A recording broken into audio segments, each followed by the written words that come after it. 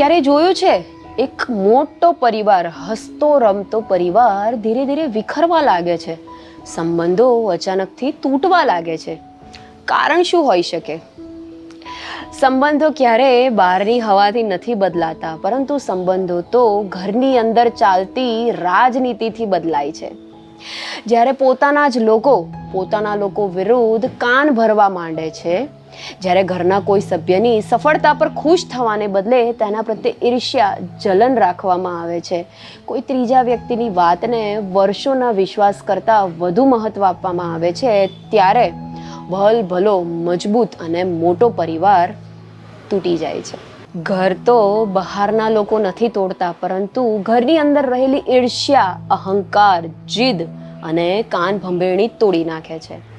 એટલે જ તો જો પરિવાર ટકાવવો હોય તો થોડી લેટગોની ભાવના પ્રત્યેક સદસ્યએ રાખવી જરૂરી છે.